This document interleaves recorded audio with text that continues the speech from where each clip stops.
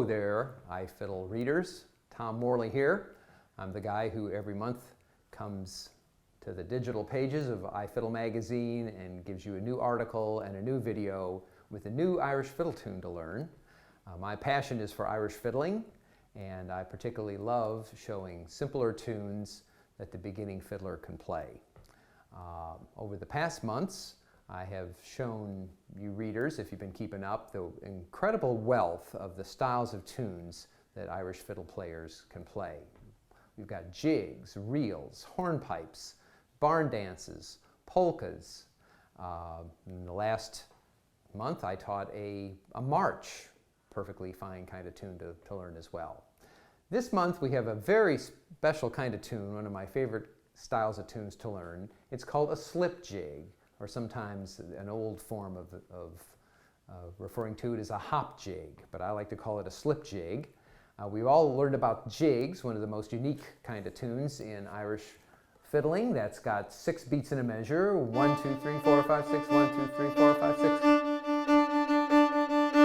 And of course that makes it quite Irishy sounding right there.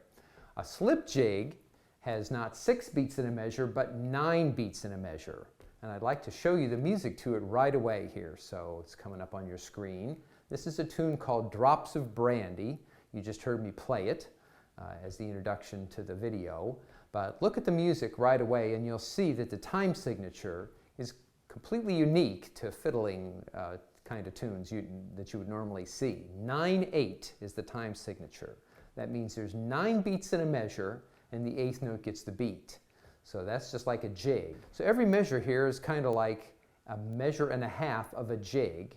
And instead of counting 1, 2, 3, 4, 5, 6, you count 1, 2, 3, 4, 5, 6, 7, 8, 9. 1, 2, 3, 4, 5, 6, 7, 8, 9. So that's pretty unique right there. Usually if you've got friends that are trying to learn how to play guitar or the bodhrán along with tunes like that, they'll get messed up pretty quickly until they get the feel of it. You might think of it as a tune in 3/4 time, 1, 2, 3, with 3 little beats in every big beat. 1, 2, 3, 1, 2, 3, 1, 2, 3. You could think of it that way, but really I like to count to 9 in my head.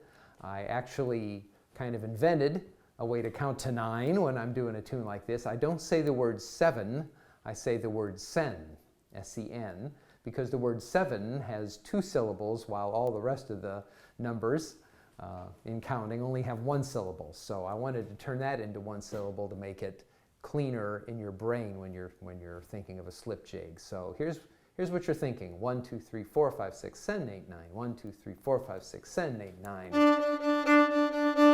1, 2, 3, 4, 5, 6, 7, 8, 9. So let's look at that music again before we even play it, whether you can read music or not and like to learn my tunes by ear or not. Slip jigs come in a unique form.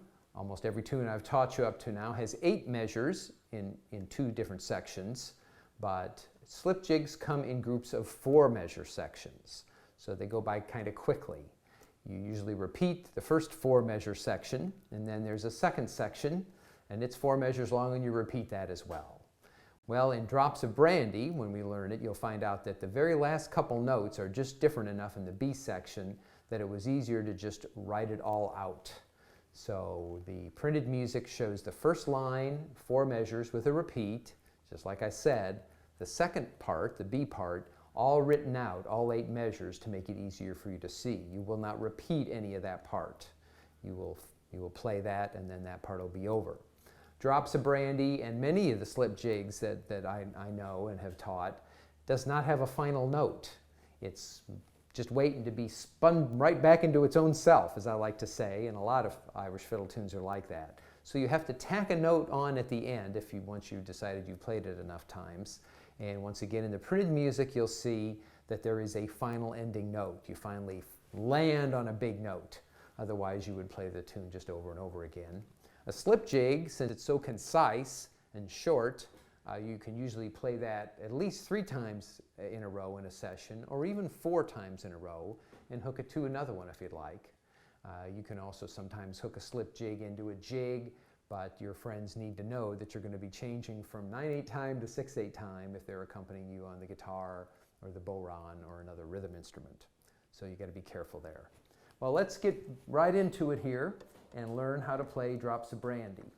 Once again, it's in the key of G.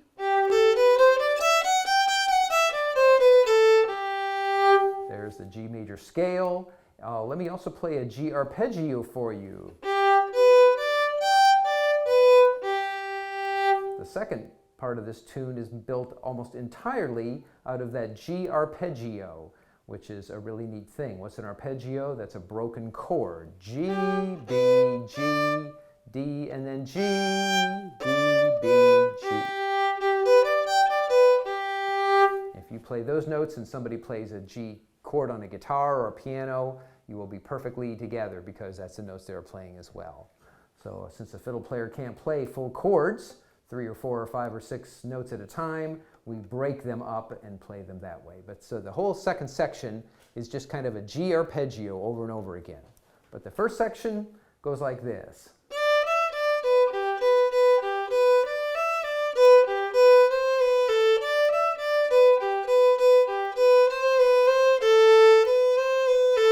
Lots of notes, I know that's true.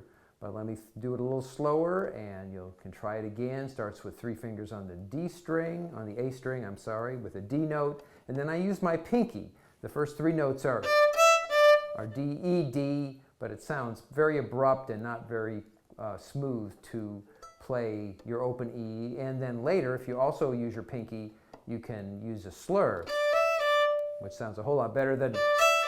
That really doesn't work, does it? No. So use your pinky for the E in the first measure, second measure, and third measure of the piece. Once again, here's how that goes. I'm going to do it slowly. 1, 2, 3, 4, 5, 6, 7, 8, 9.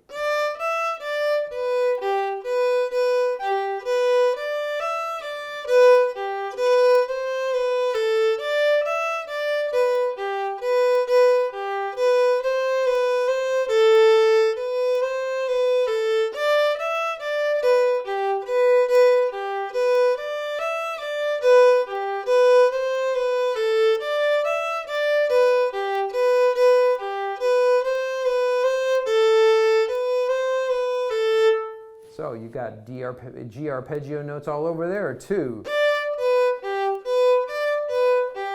In fact, that's pretty much what the melody's spelling out there, except for the pinky. That surely helps it. B, G, B, B, G, B. Then you do it again. Then C, B, A. That sets up a separate chord there by itself. Then you do it again.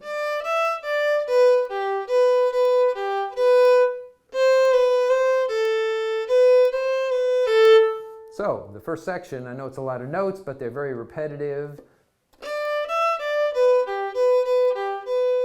And then A, B, and C natural, pretty clustered together very quickly. So there's the A section.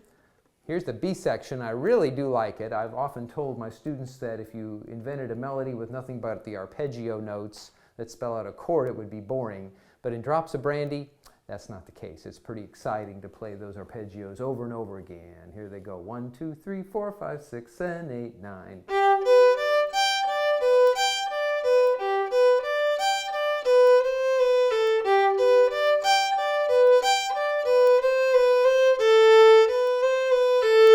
So pretty cool.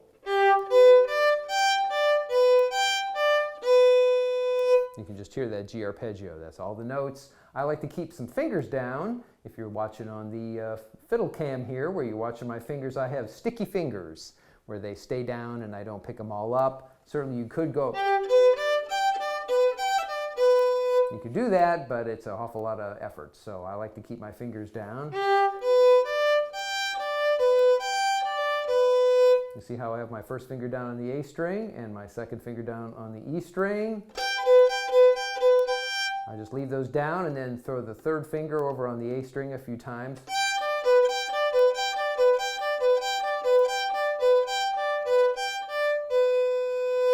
Pretty cool, right? So try that at home and keep your fingers down on each string and set up that B and G.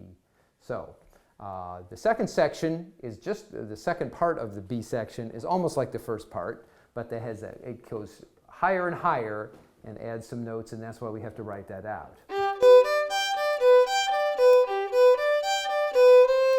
Those two measures is the same, but here we go. So that time I went farther on up. Pinky. So there's your new little set that makes the last four measures more interesting than the first four measures of the B section. So let me put that all together for you, and we'll play it. I'll play it once slowly, and then once just a little faster so you can get the feel of it all together. Remember, count in your head for a slip jig: 1, 2, 3, 4, 5, 6, 7, 8, 9. 1, 2, 3, 4, 5, 6, 7, 8, 9. And you'll have the idea of it. So I hope you'll go and explore and find some other slip jigs to play. I'll make a special offer to you at the end of this video. Here we go. Drops of Brandy. 1, 2, 3, 4, 5, 6, 7, 8, 9.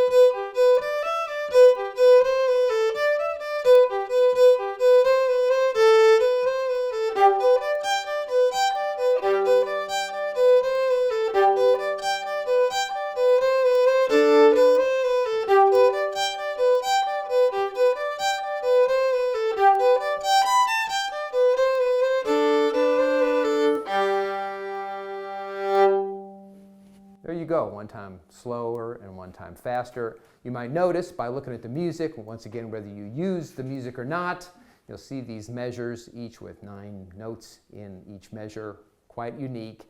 And you'll notice that I tried to put slurs in. If you do it all separate with all short bows and don't try and slur groups of 3 now and again, you can almost mix and match and make up your own sets of slurs. You can do the ones I wrote in the music, or invent some of your own. I think I invented a few of my own there in the first part. But that helps a whole lot. So don't do all those notes separate. Try to find places to slur 3 at a time randomly if you want. And the bowing does not make much difference whether you come out in a down bow or an up bow in each measure. In fact, you'll probably, with 9 notes in a measure, of course, that's an odd number of notes, so every other measure is probably going to start up bow, whether you slur or not. Well, if you like the slip jig, I have a whole lot more of them, including some very famous tunes, including the Butterfly and Comb Your Hair and Curl It. What a great name for a tune. If you'll contact me, that's thefiddlecenter@gmail.com, and tell me you saw this video on Ifiddle Magazine, I will send you the printed music to at least 2 more slip jigs to add to your repertoire of Irish trad fiddle tunes. So I hope to hear from some of you, and thanks again for joining me for this issue of Ifiddle Magazine.